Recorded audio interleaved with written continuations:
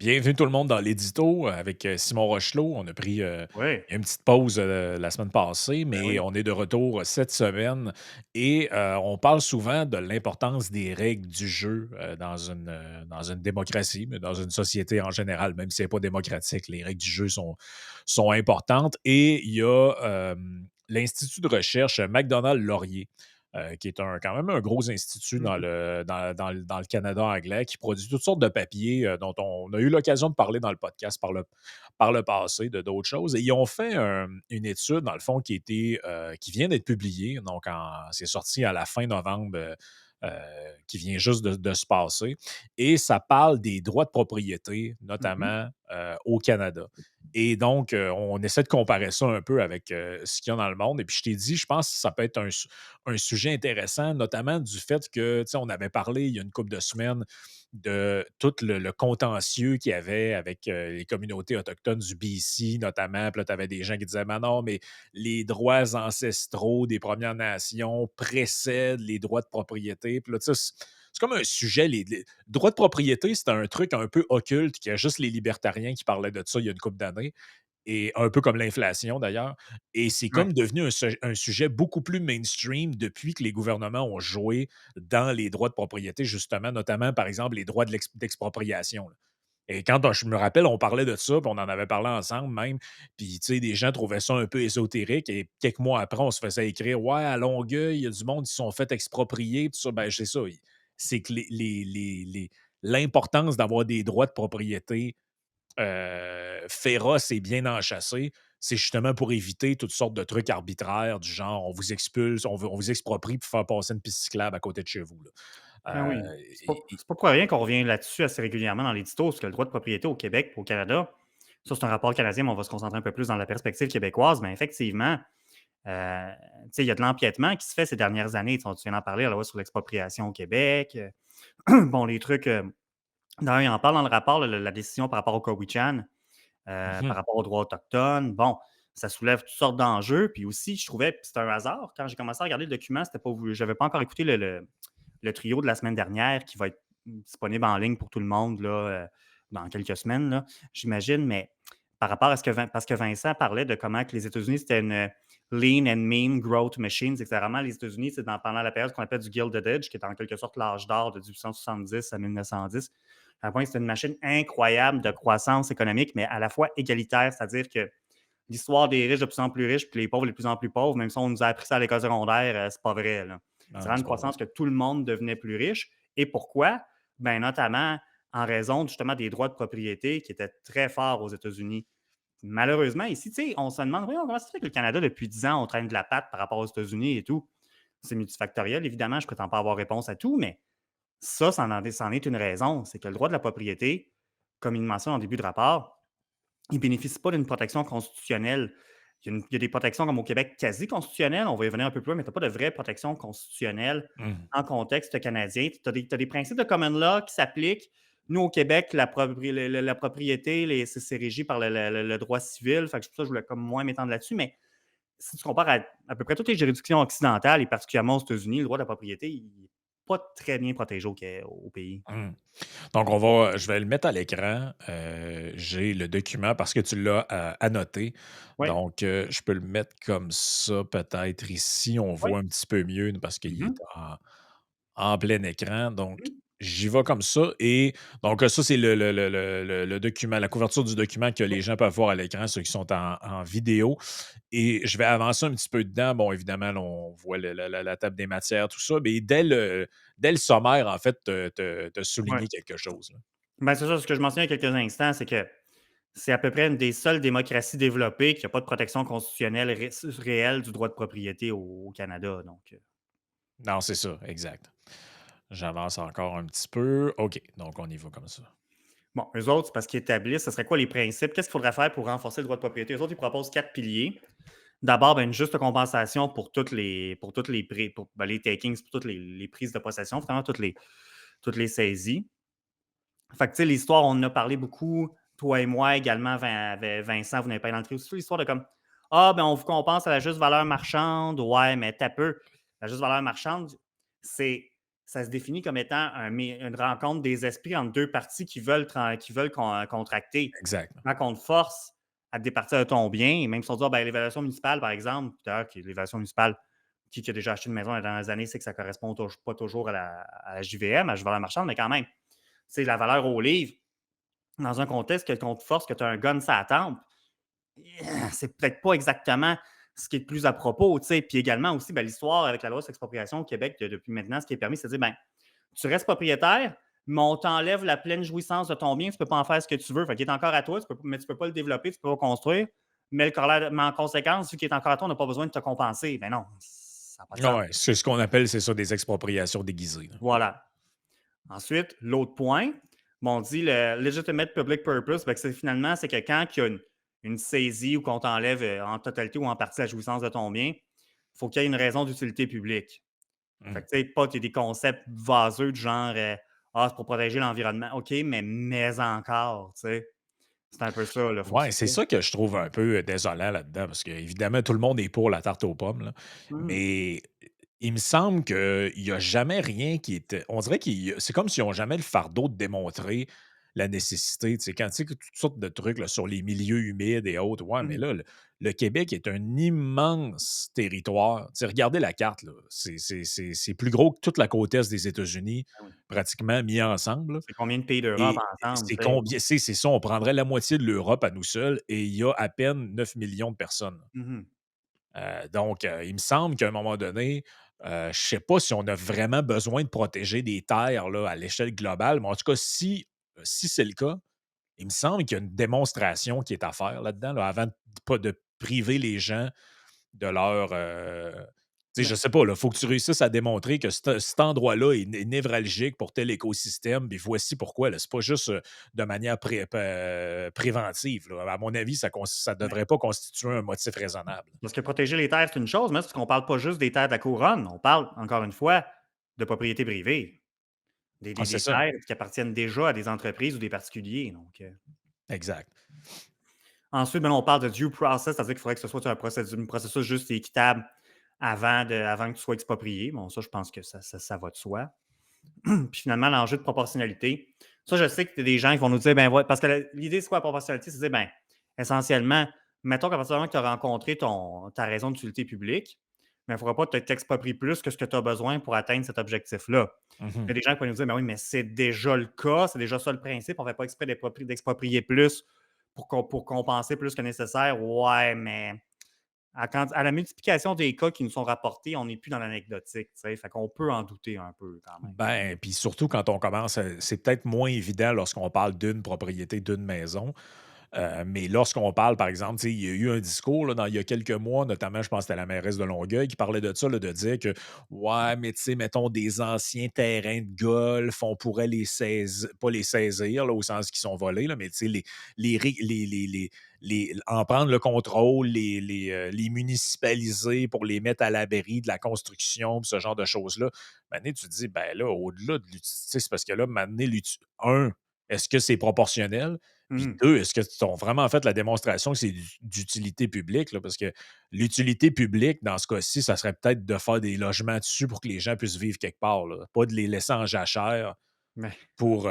Tu sais, je trouve que le concept. Il me semble que l'utilité publique, du moment que ça c'est pas utile pour des êtres humains, là, je trouve qu'il faut, il me semble qu'il faudrait que tu sois capable de justifier ça. Là. Je comprends là, que c'est peut-être un habitat naturel pour des pinsons puis des couleuvres, mais il me semble que en tout cas, il me semble que c'est le motif est pas tant que ça raisonnable tout le temps, là. non, mais c'est ça. C'est ça. J'avance un petit peu, Oui. dans le document, oui. Mais là, si on donne un exemple, un petit retour pandémique, ben, parce qu'on se fait dire Ah qu'on ben parle juste oui, de pandémie. Ben oui, mais en novembre 2021, rappelez-vous, au BC, mon Dieu, c'est quoi mink en français déjà? Tu sais, les fermes de furets, si je me rappelle bien. Euh, ouais, je pense que tu as raison, hein. il me semble que c'est ça, mais désolé, j'ai comme un blanc. Je pensais que je le savais, mais bon, en tout cas, il me semble que c'est ça. Ouais, c'est un vison. Ouais, c'est ça. Ah, voilà, merci, les visons. Bon, on se rappelle en fin 2021, quand là, on parlait du variant, je ne sais plus quoi, puis la panique était prise à grandeur. Tu avais en Colombie-Britannique, il y avait des fermes de visons qu'on disait ben, ça peut être des vecteurs de transmission. Fait que finalement, le gouvernement s'était payé in, puis il a dit, ben non, on va toutes les exécuter. Puis ça s'était fait au Danemark aussi. Il y en a des millions qui ont été exécutés au Danemark. Puis là, bon, là, c'était au BC. Fait que là, ben, on s'en doute bien. C'est sûr, ça a des effets dévastateurs pour les propriétaires de ces fermes-là. Tu te dis, ben, tu sais, c'est ton gagne-pain, finalement. Or, la province a décidé de fournir de la compensation en contrepartie d'avoir éliminé les visons. Évidemment, il y avait 5 entreprises, ben, 5 fermes de visons qui ont lancé des poursuites pour essayer d'avoir des compensations. Mais là, c'est ça qui est rough, c'est que la Cour suprême de la Colombie-Britannique, parce qu'en réalité, ce qui est équivalent à notre Cour supérieure ici, trouvait que le gouvernement n'avait pas pris leur business. Il l'avait simplement arrêté, il l'avait simplement interdit. Fait que comme il n'y a pas eu de prise de possession, de taking, de Mhm. s'appropriation, ben, je t'ai pas dépossédé, je t'ai juste interdit de. Fait que j'ai pas à te compenser. Mhm. Non, non, Quand je même comprends. rough. Mais Quand même rough. à la lecture de ça puis de tes connaissances, Mhm. est-ce que tu. Y a-tu une raison qui explique pourquoi c'est toujours au BC? On dirait qu'on entend parler de ces trucs-là parce que, je sais pas si tu te souviens, il y a quelques semaines, beaucoup de gens qui parlaient de l'histoire des autruches là, dans la fameuse Mhm. ferme au BC. Puis c'était un peu, tu sais, si je me ramène au principe dont on parlait de manière précédente, c'était encore un peu le même sujet. Puis ça se passait au BC, c'est-à-dire que il y avait des gens qui ont un élevage d'autruches, 300-350 spécimens, ben, individus ou spécimens, je ne sais pas Mhm. trop comment il faut dire. Là.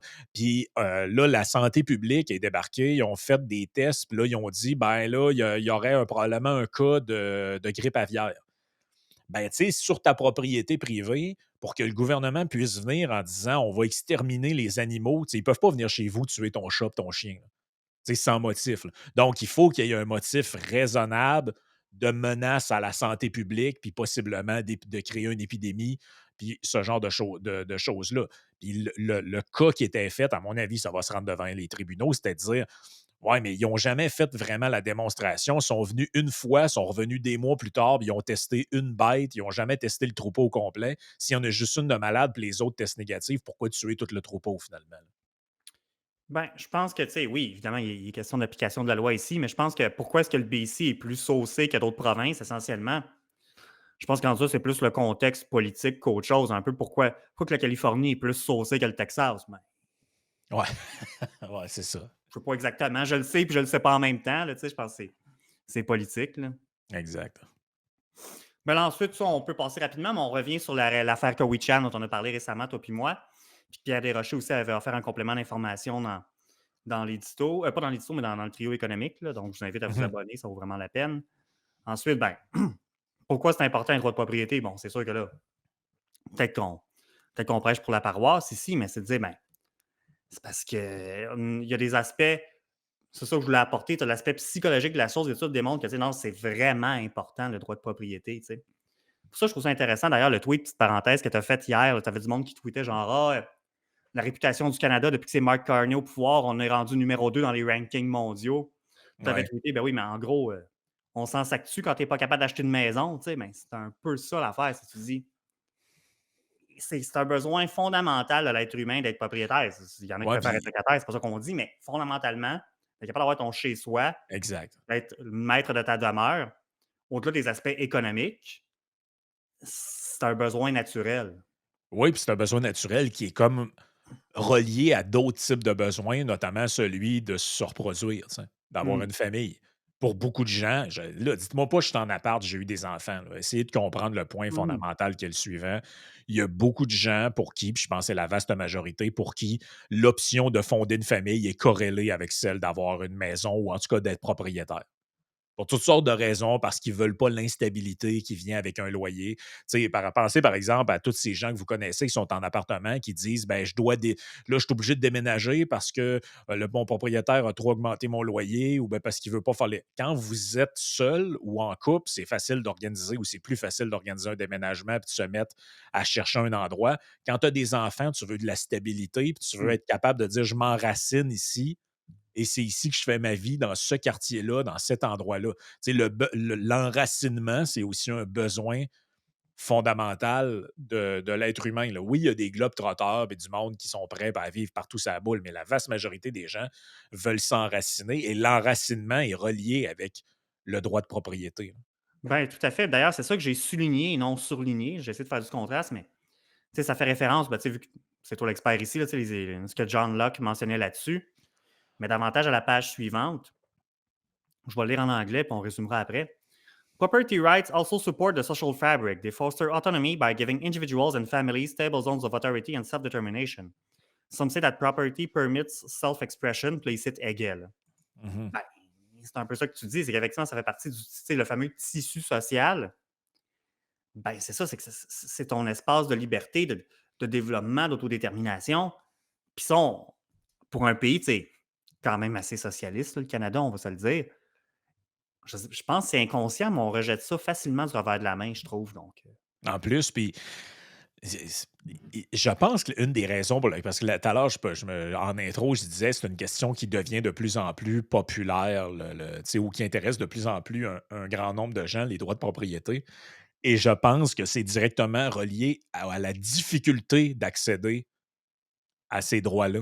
C'est-à-dire que dans un monde, tu sais, si vous vivez dans un monde où, avec le quart de votre revenu annuel, vous pouvez acheter une propriété, ben, peut-être que vous allez comme moins y tenir parce que c'est moins relié avec un objectif difficile. Tu sais, c'est un peu le principe de quelqu'un qui accumule de l'argent. Tu sais, t'es adolescent, tu accumules de l'argent pendant des mois, pour ne pas dire des années, pour acheter, je sais pas, moi, ta première guitare, ta première console. Un coup que tu l'as fait, là, tu y tiens beaucoup à ce truc-là parce que mhm, tu as fait des sacrifices et des ben oui. efforts pour la nouvelle réalité de la propriété au Canada, c'est que c'est tellement un objectif pour certains qui est quasi inatteignable que lorsqu'ils l'auront atteint, oublie ça, leur enlever. Là. Ils vont y tenir à ça mordicus, puis ça va être comme l'objectif, c'est comme le truc d'une vie. Là. Ben oui. Donc, je On pense le que voit toujours dans l'histoire qu'il y a eu par le passé, des villages qui ferment ou quoi que ce soit, un jour, les derniers résidents qui ne veulent pas partir, puis qui se barricadent quasiment avec un gun dans leur maison, puis tout, ben, exact, c'est ça. Ben oui. c'est ça. Donc, un autre Ouais, bout là, on peut passer ici. à la partie 13 du document, 13-14, ben, c'est essentiellement pour dire, tu sais, c'est quoi le contexte constitutionnel au Canada. Ben d'abord, tu sais, je vais aller de mon côté, parce que moi, je l'ai plus gros de mon côté. Oui, oui. Oui. Mais c'est-à-dire que à l'article 8 de la Charte canadienne des droits et libertés, on a, t'as le droit contre les fouilles et saisies abusives. Mhm. Mais ça a été interprété, si je résume au maximum, c'est interprété davantage dans un contexte, tu sais, dans un contexte de droit criminel, par exemple. Là. Tu sais, pas c'est plus dans cette perspective-là, là, tu sais, quand on parle de Section 8, Unreasonable Search of Caesar, ben, c'est ça, c'est pour te protéger. C'est davantage pour protéger tu sais, la vie privée et les informations, des choses comme ça, Mm. mais c'est pas tellement pour protéger le droit de propriété. C'est le même, ça a été interprété par les tribunaux. Ouais, je comprends. OK, ouais. Parce que Ouais, c'est vrai que ça pourrait être interprété, cette idée-là, comme quelque chose qui te ouais. protège justement d'une saisie abusive. Là. Ouais. Non, c'est ça, c'est ça. Puis là, plus loin, ben là, tu sais, on parle de la Déclaration canadienne des droits, parce que c'est ça qu'on avait fait au pays avant la Charte canadienne des droits et libertés. Mais ça, j'ai déjà parlé, c'est pas un instrument constitutionnel, c'est un instrument quasi constitutionnel. Donc, ça, oui, ça dit il faut que tu aies le droit de jouer à ta propriété sans qu'on puisse y empiéter dessus, sauf en dehors, sauf en suivant le due process of the law, c'est Ouais, exact. la procédure. En fait, c'est que les tribunaux, pour toutes sortes de raisons que j'ai souligné, mais on peut passer, c'est que pour toutes sortes de raisons, les tribunaux, dans les contextes de common law, ça a été interprété comme étant ben, de manière très restrictive. Fait que ça aussi, c'est pas le Pérou, finalement, pour protéger nos droits de propriété, essentiellement. Là. Mm. Donc, on se rend compte à la lecture de ça qu'il n'y a pas tant d'éléments de notre droit qui protègent réellement. Là. Mais là, Le, on va le- y le- arriver pour dans le contexte plus québécois. Juste avant d'y arriver là, je vais peut-être juste mentionner, j'allais l'oublier. Tu sais, l'article 8 de la Charte canadienne, ça fait partie des choses auxquelles on peut déroger en vertu de la clause dérogatoire, by the way.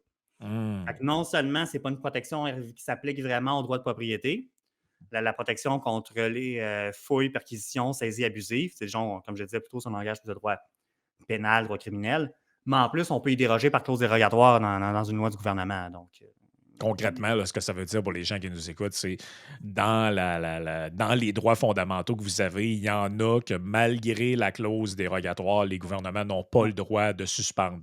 Par exemple, votre droit de vote. ouais, les droits Un peu. démocratiques, La liberté. liberté de circulation, notamment, tu peux pas dire que la CAQ pourrait pas arriver et dire ben on fait une loi là, qui interdit aux gens qui vivent au Saguenay d'aller vivre en Ontario, puis on utilise la clause dérogatoire. C'est ça, c'est ça tiendrait pas le test des tests. Vous me direz, c'est absurde, là, mais quand même quelque chose dans lequel on a joué durant la pandémie avec les codes de couleur, là. Mais Ouais, tout ça ben, fonctionnait à cause de la loi des mesures d'urgence, puis c'était comme considéré comme temporaire. Mais dans un contexte normal, c'est impossible. Ben, tu ne peux pas te déroger à ces droits-là. exact. Maintenant, mais ça, dans le contexte québécois, on a la Charte québécoise des droits et libertés, mais ça aussi, un peu comme la Déclaration canadienne des droits, c'est pas un instrument constitutionnel, c'est un instrument quasi constitutionnel, ce qui essentiellement veut dire qu'il peut être modifié par simple loi, finalement. Donc, OK. à ce moment-là, tu sais, oui, à l'article 6, ben là, je vais y aller aller chercher en français quand même. Là. On fera pas exprès de lire ça en anglais, la Charte québécoise. Quoi qu'il y a quand même un petit aspect trolling là-dedans qui me fait sourire. Ouais. Mais pour l'article 6, toute personne a droit à la jouissance paisible et à la libre disposition de ses biens, sont dans la mesure prévue par la loi. Bon, fait que c'est quelque chose, mais encore une fois, c'est pas une protection constitutionnelle parfaite. Mmh. Bon, on parle aussi de l'article 952 du Code civil qui, essentiellement, peut s'appliquer dans le contexte des expropriations déguisées. Mmh. Mais encore une fois, un peu comme on l'explique aujourd'hui, puis précédemment, dans l'édito, dans d'autres podcasts du collectif Yann et Frank, ben, ça offre pas une protection parfaite non plus, ça là. Non, exact.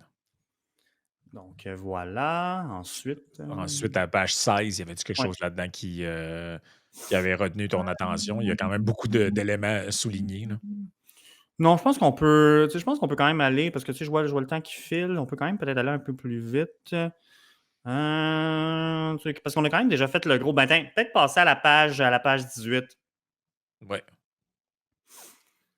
Tu vois, The 2022 Freedom Convoy demonstrated what happens when due process safeguards are abandoned entirely. Tu Mmh. vas te dire, ben, c'est quoi? Donc, en gros, le convoi de la liberté en 2022, on a vu que ça fait quand le due process est comme complètement abandonné.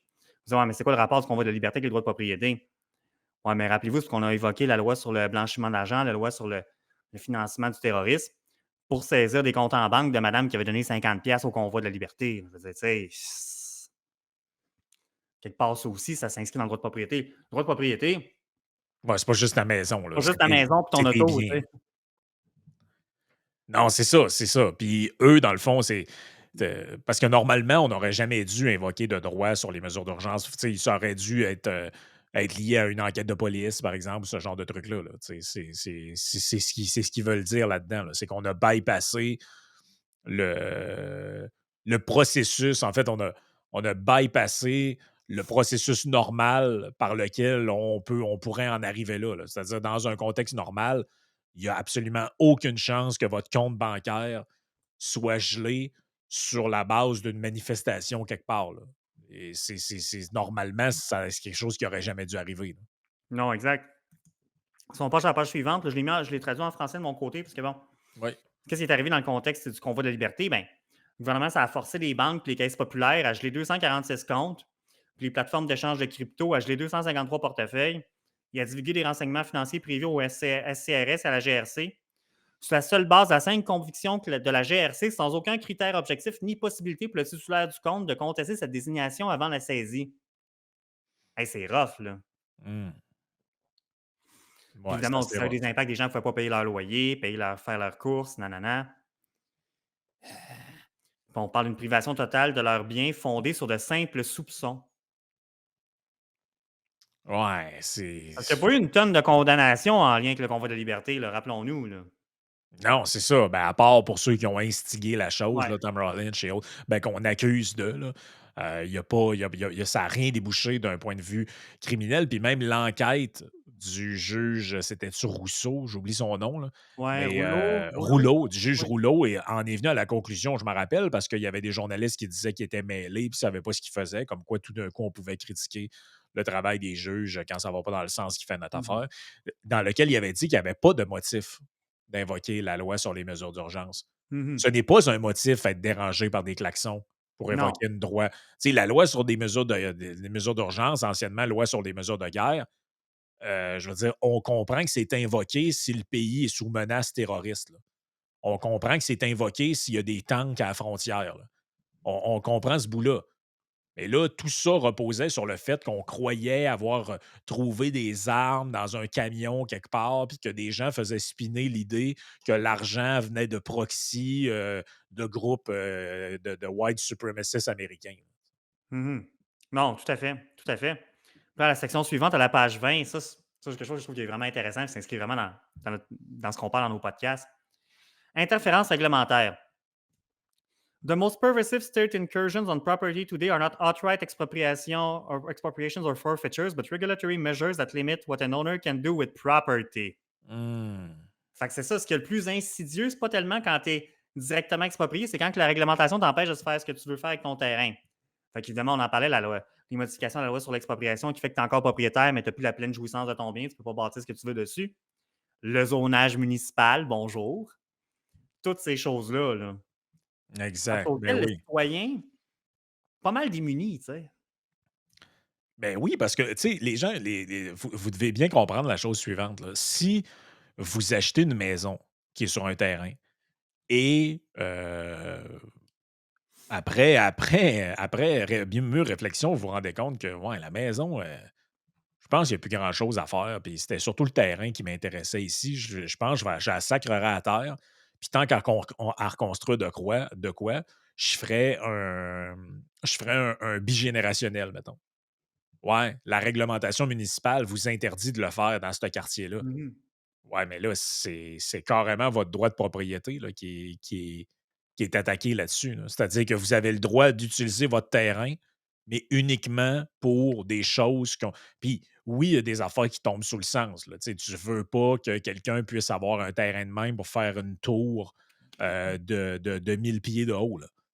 Mais tu sais, dans la mesure du raisonnable, de ce qu'on pourrait s'attendre, de ce qu'un citoyen peut vouloir faire avec son terrain dans un quartier, ben, il y a une atteinte de ce côté-là. Puis ce que ce document-là vient montrer, c'est que justement, c'est les législateurs, autant au niveau municipal ailleurs, qui portent atteinte à ces droits-là, d'où l'importance d'avoir des contre-pouvoirs, notamment la justice, qui peuvent venir défendre ces droits-là. Mais là, finalement, si on avance un peu, parce que le temps file, c'est quoi qui vient les protéger, ces droits-là? Y a-t-il quelque chose qui vient nous protéger un peu quelque part? Ben, comme je disais, comme on l'a vu déjà, tu as certaines protections de simples lois, en guillemets, mais ça laisse à désirer, ça doit être renforcé. Puis justement, on va arriver à ce qu'on pourrait faire pour pallier à ça. Mais juste avant, rapidement, si tu restes au bas de la page 20 ou de la page 21, je pense que c'est important de renchérir ce que tu viens de dire, de dire, ben, mais oui, c'est sûr que ça prend une certaine réglementation dans le monde moderne. Tu sais. On n'est pas contre tout zonage, toute protection environnementale, nombre de sécurité. Oui, tu as des intérêts publics légitimes là-dedans. Tu sais, je comprends que je ne peux pas faire brûler des Tupperware pour le fun dans ma cour en arrière. Là. Je Non, non, puis comprends ça. je peux pas partir une usine de plastique d'un quartier Ouais, résidentiel. Tout le monde comprend ça. Là. c'est ça. Mais la question, c'est pas tant est-ce que ces réglementations-là font du sens?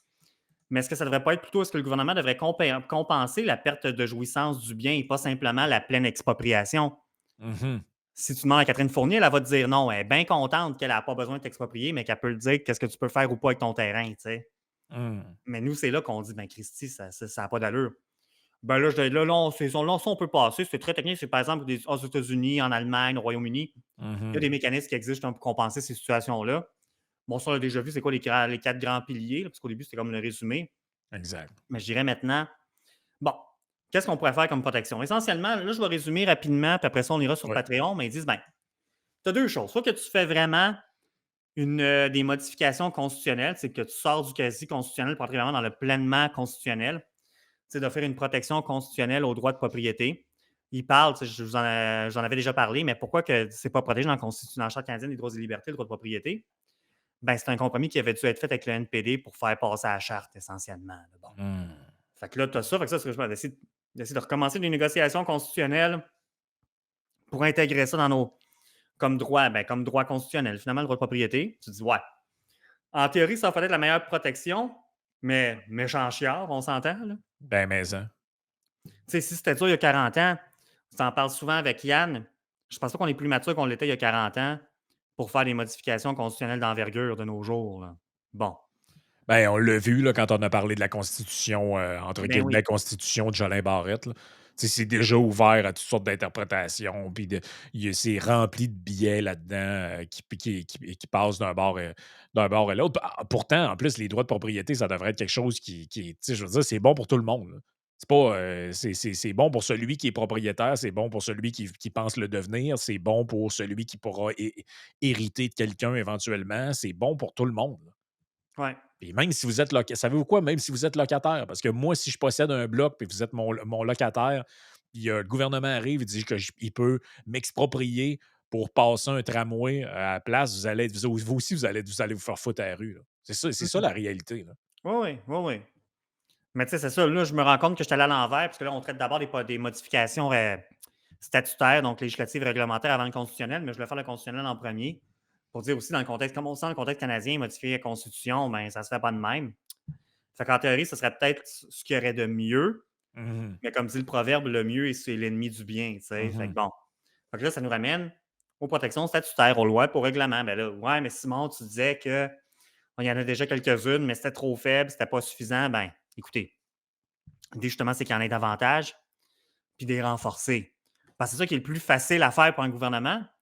Puis ce qui est souhaité, c'est qu'avec le temps, même si c'est plus facile à modifier, bon, on le sait par simple loi, une loi ordinaire, ça se modifie par simple loi versus une loi constitutionnelle. Ce qu'on souhaite, c'est qu'avec le temps, le coût politique à payer devienne trop important. Une fois que ça va être redevenu dans nos mœurs, la protection du droit de propriété, ce qui est malheureusement pas suffisamment le cas actuellement, comme on discute depuis le début avec les. Mhm. C'est faire perdre la perte de jouissance de ton bien sans compensation, puis des patentes de même, là. Donc, Exact. Peut-être en conclusion, qu'est-ce qu'on raconte plus vers la non, ben, fin c'était du. ça. Ben, tu disais, tu vois, plus loin, en conclusion, ils disent c'est sûr que l'objectif ultime, sur la page 37, ce serait d'avoir une protection constitutionnelle complète au travers de la Charte canadienne, par exemple. Mais les obstacles qui étaient présents en 81, parce que la Charte canadienne a été adoptée date de 82, fait que l'année d'avant, les obstacles qu'il y avait là, comme on vient de dire, ben, qu'il y avait à l'époque demeurent aujourd'hui. Fait que là, à ce moment-là, ben, est-ce qu'on s'assoit sous nos mains? Ben non, on va essayer de renforcer nos lois ordinaires en attendant. C'est pas mal tout ce qu'on peut faire en ce moment, là. Mhm. Non, exact. Ouais, non, je comprends. Puis, on parle aussi d'autres juridictions là-dessus. Mhm.